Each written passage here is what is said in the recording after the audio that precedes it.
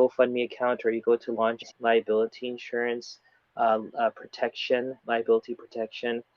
Medical destroyed. His car was hit by the tree falling, and he only has liability insurance. So now, what's going to happen about his car? People say it's haram to get insurance, but when we have people dying and we have what you call it, disasters of such magnitude, and there is no Beitul Mal. See, Beitul Mal means the house of wealth that used to exist back in the days, which was an assurance to the people that can help them through a rainy day, as they call it.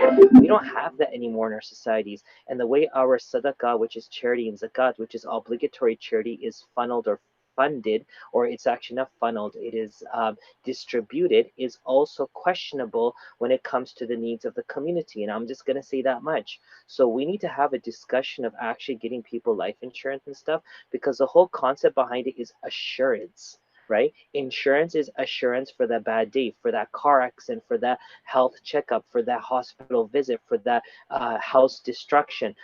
I'm renting a house and I need to buy renter's insurance. I'm paying $300 for renter's insurance. But guess what? Maybe that helps when you have so much equity of your own personal belongings in a home and Allah forbid it's destroyed. You need to have something, in my opinion. We had it in the days. Maybe it's not the same concept. I'm not here giving a fatwa that insurance is permissible because I'm going to have 1,000 scholars jump on my neck. But truly, you have not understood the concept of insurance. And realistically, these need to be discussions now, because how many GoFundMe's are we going to set up for every single person and every single tragedy and every single moment for every single family? It's becoming hard on the community. So there are those links, but I will be hopefully sharing them tomorrow, if not the day after, once I do speak with the family members and see that they are total in agreement with it. Because again, it's very tough to be in that situation, not know where your next meal is coming from, where your family is going to be comfortable, where your clothing are gone, and now people are like raising money for you. It is a good thing, but at some times some people may take it otherwise. But yeah, GoFundMe, if you go to their website or you go to Launch Good, they do have. If not, if you don't know any of these families or these Muslim community members, there are other organizations also picking up donation, from people for the community itself. What we do tonight is we pray for those who have been devastated by this, and this is just one tornado. There are many tornadoes that hit down, in our nation on a yearly basis. We're not too far from Tornado Alley, Kansas, and stuff in Oklahoma, and there are many people who are devastated with hurricanes and floods and tsunamis and everything else. So we pray for everyone's protection. We pray for those who are afflicted by these tests that they come out better and stronger. And we pray for those who have not been tested to be protected from such a test that can take away everything from before their eyes. Back to you, Carl. Mean. I mean, And just because I know YouTube dropped us, but we seem to be back right now. Sister Layla, I took the liberty of assuming that your question was how you could help those in need. And Imam Azhar said that he will be posting links to some GoFundMe accounts tomorrow. So I do hope that was your question, and I know I took liberty, and I hope that's what you were saying. So there you go. I do see we are at our 30-minute mark, and I think I will throw it back to Imam Azhar for his final thought this evening, and we'll set up for next week. So back to you, sir. well, thank you again to our listeners for patiently waiting for us tonight and actually listening to the conversation. We just want to reiterate what we do every time, and that is Raw Islam with Imam Azhar is not about politics, nor is it about criticizing people or challenging faiths, nor is it. Yeah, hold on. I'm going to cut you off just real quick. Sure. Sister Layla, go ahead and post your question, and I'll read it as soon as he's done. I see. Wait, do I have it? She said, oh, she wanted to know how far you are from Richards. Storm came through. The storm came from as far as 3, 4 states up all the way down. The second band I was watching around 2 o'clock in the morning.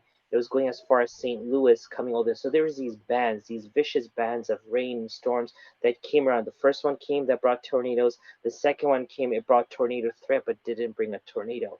And there were just two separate bands coming from the northwest all the way down to the southeast. Just a small line of storms going across multiple states and just making its way down.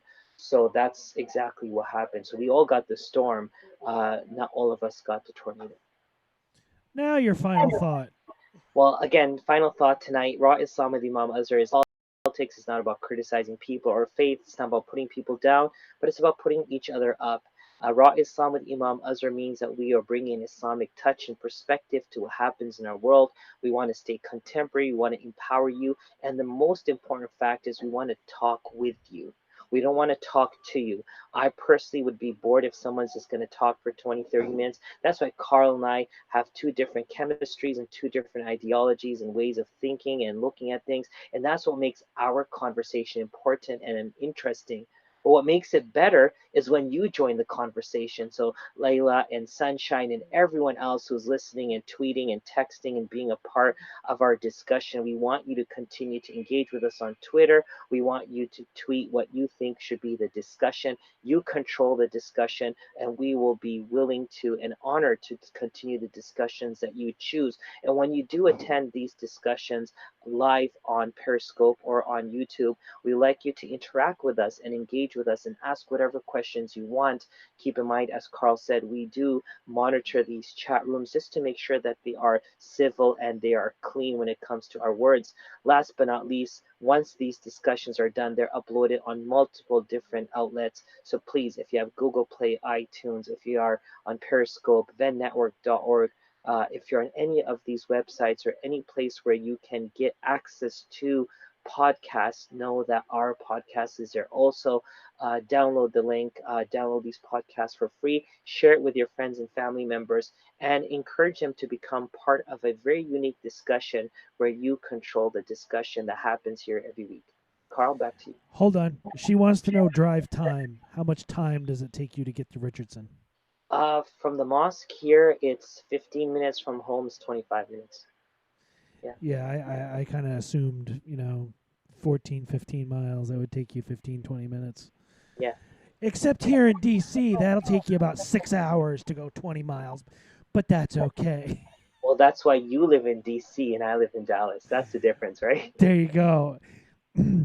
Exactly. All right, ladies and gentlemen, this brings us to the end of another episode of Raw Islam with Imam Azhar.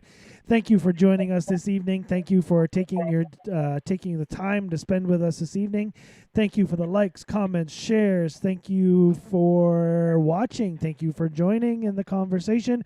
Thank you for voting in the poll. And make sure you're following us on Twitter at VennNetwork, where you can take place in the next poll Monday, assuming I have my act together. And make sure you head over to VennNetwork.org, where you can find all kinds of back episodes and cool swag. I'm obviously not wearing any tonight. Full disclosure, is my son's birthday. We took him out for dinner, and I came right home and sat right down and jumped right in. So, well, happy birthday to your son, Carl. Thank you.